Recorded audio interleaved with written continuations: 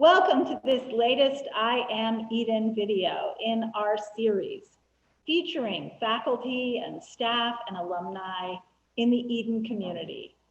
And today we are featuring a conversation with our colleague and friend, Laurel Koepf Taylor, who is a member of our faculty as Associate Professor of Hebrew Bible and Religious Education. And Laurel, it's great to see you and get a chance to talk to you today. Thank you. It's great to have this conversation and I'm looking forward to it. Your scholarship is based, originally in early childhood studies related to the value of children economically and culturally in the ancient Near East. And you wrote a dissertation that became a book, Give Me Children or I Will Die, which really outlined in a reading of the Genesis traditions that sort of anthropological, economic, ancient Near Eastern cultural historical perspective. And I just want to ask you about that. And childhood studies is becoming more established as a field of study, and it's also continuing to grow and evolve as a field of study. It's a field of study that looks at childhood as a social category that is socially constructed. Especially for modern Westerners, we think of children as innocent, or we think of children often as this romantic ideal, often as being closer to nature, or theologically, sometimes as being closer to God. And this romantic ideal of the innocent child is something that a lot of people hold sacred even. But what we don't talk about often is how this ideal of childhood is also racialized.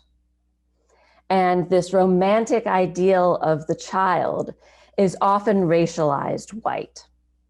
And how whiteness often excludes children of color from the ideal of childhood innocence and from the romantic ideal of the childhood as a whole. We see this in current events where particular children, such as Tamir Rice, aren't allowed to be thought of as children or thought of as innocent. And we see this with this romantic ideal of the child when we see the way that children are thought of as being thought of as closer to nature and closer to God, and anything that corrupts the child is thought of as being the fault of society and is associated with the urban. Implicit within this is very clearly racialized. This is becoming part of the discourse within childhood studies. Incredible, and to think of that scholarship happening in the faculty at Eden alongside the scholarly work of other colleagues who I know are informed by race critical analysis in their theological scholarship as well. See a school like Eden interacting with these kinds of cultural phenomena. Well, Eden is a place where we can take these conversations and discourses and make it so it's not just theory. We make it less of a conversation and we put it into practice, right? And so this is a conversation that I read about and I think about, and I say, how can I take these ideas that are so important to me and bring them into the work that I'm doing on the Bible? Right? And because the way that we interpret the Bible, the way that we talk about the Bible, the way that we preach about the Bible has impact on people's lives, right? How can I take these ideas and make them a part of how we do religious education?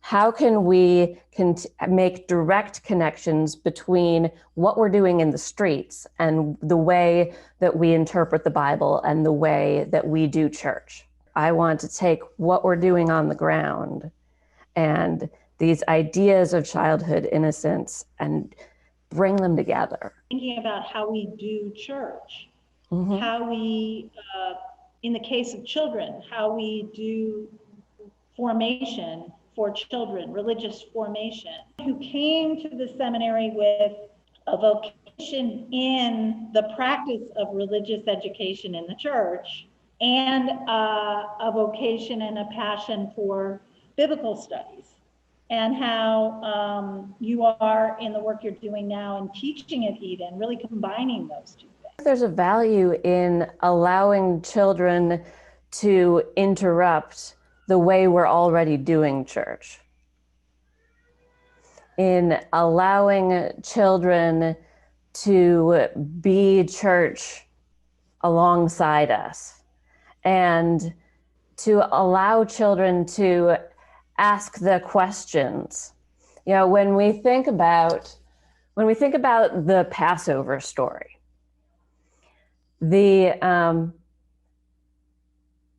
one of the ways that I've written about it is it's the opposite of a catechism. You know, in a catechism, the adults ask the questions and the children recite the answers. In the Passover story, there are the assumption is that the children are going to ask questions because the adults are doing rituals, and rituals are weird. We're so used to doing our rituals. We do them over and over and over, but the rituals that we do are really weird. And when children are present within worship, when children are present for the rituals that we do, when children are present when you are lighting Advent candles, when children are present, if you're painting a lintel in the case of this Passover story, when children are present for the kinds of things that we do in rituals, they're going to ask you questions. Why are you doing that? Why are you dipping your bread in that? When they ask questions, the text commands us to answer their questions. The text doesn't command them to answer our questions, but it commands us to answer theirs. And that's the kind of interruption that we need sometimes, for us to answer their questions about our rituals, because that makes us stop and think about why we're really doing this and what the importance is of our rituals.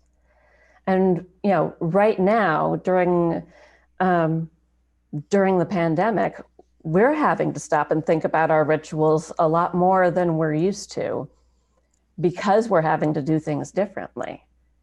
We have to think about what the reasons are for doing things and what we really need out of our rituals, so that we can preserve what's most important as we take what's most important and make it portable, to take it wherever it is that we need to go with it, and find ways to pass it on to another generation in a whole different way. When you think about your Intro to Bible class, how do you see that course as helping us interrupt and reimagine and make more portable and more practical a formation experience for students in the seminary curriculum at Eden? Where introduction to the Bible and its interpretation came in, by way of introducing students to a variety of ways of approaching the Bible through a number of scholarly methods, but also through engaging with one another and engaging with each other's ways of interpreting the Bible and engaging with their own ways of interpreting the Bible and thinking critically about how they got to their own ways of interpreting the Bible. So we start at the very beginning of the semester with the biblical autobiography, the story of how they have encountered the Bible throughout their lives. So we start with Elliot Eisner and the idea that there's always an explicit and an implicit and a null curriculum. You're always receiving some sort of message explicitly when someone's talking to you about the Bible, but also implicitly from the way people handle the book, or null from the things that people don't talk about or refuse to talk about, or the things that always get left out because no one wants to talk about that book or that particular story in the Bible. So we start from that, and then we do a biblical biography of a classmate, where they have to interview a classmate and tell their story and notice how it's different from their own and how someone else's influences shaped their story. They start thinking critically by way of engaging with a person. We go through all different methods. We engage with all different scholars in the different textbooks. We sometimes engage with different scholars who zoom into the classroom or zoom into our Zoom screen, and they get the chance to ask them about how they interpret in different ways and why they interpret in different ways. And by the very end of the semester, they write their own personal ethic of interpretation. The goal for the very end of the semester is knowing that there isn't just one way that is the right way, and it's my way, and it should be just like mine. But if there isn't just one right way, what's your way and why? Who are you accountable to? And how are you going to hold yourself accountable? And of all these different methods we talked about, which of those are going to help you hold yourself accountable to that? It's been a joy to work with Eden students and to get to know everybody. And I've enjoyed being able to have this conversation and share some of the highlights of teaching and researching at Eden. I am innovative, I am determined, I am Eden.